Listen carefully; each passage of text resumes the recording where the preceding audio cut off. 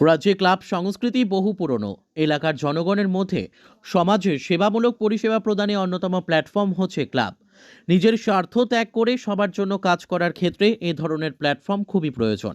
বুধবার সন্ধ্যায় ভট্টপুকুর স্থিত মডার্ন ক্লাবের হীরক জয়ন্তী বর্ষ উদযাপন অনুষ্ঠানের উদ্বোধন করে মুখ্যমন্ত্রী প্রফেসর ডক্টর মানিক সাহা কথা বলেন। অনুষ্ঠানের উদ্বোধন করে মুখ্যমন্ত্রী আরও বলেন, সামাজিক কর্মকাণ্ডের মধ্য দিয়ে সুস্থ সমাজ গঠনেও ক্লাবগুলি গুরুত্বপূর্ণ ভূমিকা নিচ্ছে।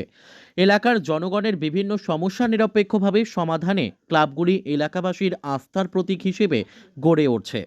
মুখ্যমন্ত্রী বলেন, রাজ্যে বিগত দিনে ক্লাবগুলির মধ্যে সবসময় একটা আতঙ্কের পরিবেশ লক্ষ্য করা যেত। বর্তমানে এই অবস্থার অনেক পরিবর্তন হয়েছে। এখন ক্লাবগুলি এলাকার বিভিন্ন সমস্যার, যেমন গার্হস্থ্য সমস্যা, জমি সংক্রান্ত সমস্যা সহ নানা সমস্যার সমাধানে গুরুত্বপূর্ণ ভূমিকা পালন করছে।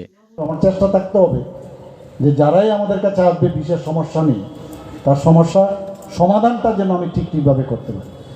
শুধু ক্লাবের খালি পূজা করলাম বা খেলাধুলা করলাম, কিন্তু সমস্যা নিরসনের মাধ্যমে যদি ক্লাব থাকে, যেটা আমি সবসময় বলি, আমাদের সরকার, এর আগের সরকার আমি বহুত দেখেছি সমস্যা সৃষ্টি করে সরকার চালিয়েছে, আর আমরা বলছি সমস্যা সমাধানের মধ্যে আমরা থাকতে চাই।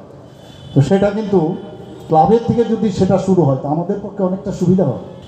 বর্তমান হয়ে অতীত হবে, আর আপনাকে সবাই স্মরণ রাখবে না, উনার সময় আমরা এই কাজটা আমরা পেয়েছি। সেই কাজটা যদি যে জায়গায় থাকুক সবাই যদি এই কাজটা করে, তাহলে দেখবেন এই আমরা যেটা বলি এক ত্রিপুরা শ্রেষ্ঠ ত্রিপুরা, এক ভারত শ্রেষ্ঠ ভারত, তবেই সম্ভব হবে।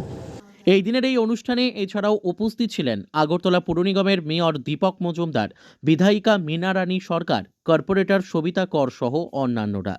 Bureau report, news daily Bharat.